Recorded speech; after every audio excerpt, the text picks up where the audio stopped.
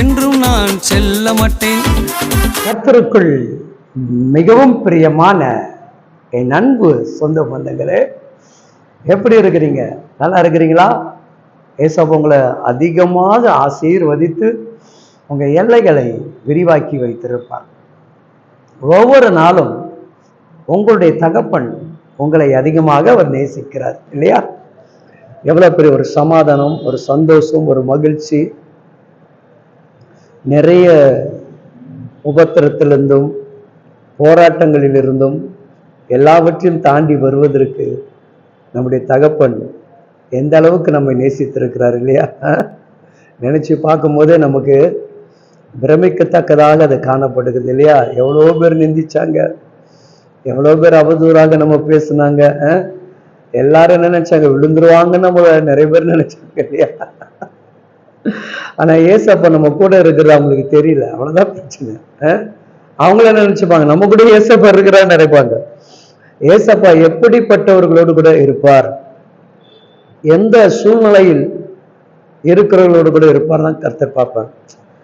நான் கிறிஸ்துவனாக இருந்துட்டாவ நீங்களும் கிறிஸ்துவர்களாக இருப்பதனால அல்ல, நீங்கள் கிறிஸ்துவராக இருந்து இன்னொரு கிறிஸ்துவர்களை நிந்திக்கும் போது, இன்னொரு கிறிஸ்துவர்களை குறித்து நிறைய காரியங்களை பேசும்போது அந்த கிறிஸ்துவர்களை தான் கர்த்தர் என்ன பண்றாருங்க, அதிகமாக நேசிக்கிறவராக மாறுறாரு.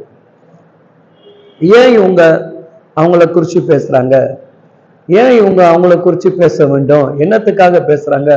அப்ப இவங்க அவங்கள பேசுவதற்காக காரணத்தை தேவன் என்ன பண்றாருங்க, ஆராய்ந்து பார்த்து அதுல என்ன பண்றாரு, அவரு அந்த மனிதனை மாற்ற விரும்புகிறார்.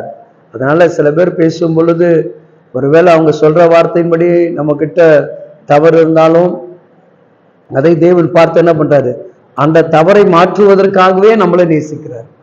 ஆமென். அதனால எதை குறித்து பயப்படாதீங்க. ஆனா இங்க வேதம் நமக்கு அப்படிதான் சொல்லுகிறது. சங்கீதம் 31ஆம் அதிகாரம் அழகாக சொல்லுகிறது. 7வது வசனம், உமது கிருபையில் கலிகூர்ந்து மகிழ்வேன், நீ என் உபத்திரத்தை பார்த்து என் ஆத்துமாவை வாக்களங்களில் இருக்கிறதை. என்னுடைய ஆத்துமா ரொம்ப இக்கட்டில் இருக்கிறத நீங்க அறிஞ்சிருக்கிறீங்கப்பா. ஆனா நான் என்ன பண்ணேன், உங்க கிருபை மேல நான் களி கூறுவேன். எனக்கு நிறைய பிரச்சனை தான், நிறைய உபத்திரம் தான், நிறைய கண்ணீர் தான்.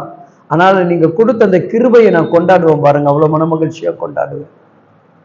என்னுடைய வாழ்க்கையில் என் ஆத்துமா நிறைய நேரங்களை சோர்ந்து போகுது, இக்கட்டுக்குள்ள தள்ளப்பட்டது போல என் ஆத்துமா காணப்படுகிறது. வெளியே பார்க்கும்போது நம்ம சில பேர் சிரிச்சுக்கிட்டே பேசுவோம் இல்லையா? உள்ளுக்குள்ள அவ்வளோ வலி வேதனை இருக்கும், அவ்வளோ போராட்டங்கள் இருக்கும். ஆனால் மற்றவங்க யாரும் நம்மளை எதையும் நினைச்சு கூடாது என்பதற்காக என்ன பண்ணுவோம், சில நேரத்தில் நம்ம என்ன பண்றோங்க, அந்த ஆத்துமாவுடைய பலவீனத்தையும் மீறி நம்ம என்ன பண்றோம், சிலருக்கு முன்பாக நம்முடைய அன்பை வெளிப்படுத்தி காட்டுகிறோம். இதெல்லாம் தகப்பன் அழகாக பார்க்கிறார் சகோதரா, அழகாக பார்த்து கொண்டிருக்கிறார். என் அன்பு மகளே, இதோ நீ துக்கித்து அழுது கொண்டு இருக்கிறாய் இல்லவா? தனிமையில் உட்கார்ந்து கொண்டு எல்லாரும் என்னை கைவிட்டதை போல, நான் வனாந்தர வாழ்க்கையை போல இருக்கிறேன், எனக்கு ஏன் ஆண்டவரே இப்படிலாம் நடந்தது என்று சொல்லி உன் அழுகையின் சத்தத்தை உன் எம்பெருமானாக ஆண்டவர் கேட்டுக்கொண்டிருக்கிறார். இன்றைக்கு நீ கைவிடப்படவில்லை மகளே, ஏசப்பாவுடைய கரத்துக்குள்ள நீ இருக்கிறாய். அவர் உன் கையை பிடிச்சிருக்கிறார், அவருடைய சட்டைக்குள்ள நீ அடைக்கலமாக இருக்கிறார். அதை தாண்டி உன்னை அவர் மார்போடு கூட அணைத்து வைத்திருக்கிறார். இந்த உறவுகள் எல்லாம் உன்னை மறந்திருக்கலாம். நான் உன்னை மறக்கல மகளே, நான் உன்னை மறக்கல மகனே, நான் உன்கிட்ட தான் வருகிறேன், உன் பக்கத்துல தான் வருகிறேன், உன்னை நேசிக்க தான் வந்திருக்கிறேன். என்ன பாரு, கொஞ்சம் என்ன பாரு, நீ முட்டி போட்டு ஜெபிக்கிற நேரத்துல நான் முன்னாடி நிக்கிறேன்னு என் அன்பை பாரு, என்ன பாரு மகளே, என்ன பாரு, நான் உன்னை எவ்வளவு அழகாக அணைச்சிருக்கிறேன். இதை தாண்டி யார் மகள் உன்னை நேசிப்பார்கள் என்கிற சத்தம் கேட்குதா சகோதரா? சத்தம் கேட்குதா சகோதரி? உன்னை அணைக்கிற ஒரு தேவன் உண்டுமா, உன்னை பாதுகாக்கிற ஒரு தேவன் உண்டு. உன் ஆத்துமாவை இக்கட்டிலிருந்து விடுவிக்கக்கூடிய ஆத்தும நேசர் உண்டு. அவர் வருகிறார், உன் பக்கத்துலதான் இருக்கிறார். நான் பார்க்கிறேன், ஆவில உணர்கிற தேவ பிள்ளையே, உன் கண்ணீர் அவர் பார்த்துக்கிட்டே இருக்கிறாரு.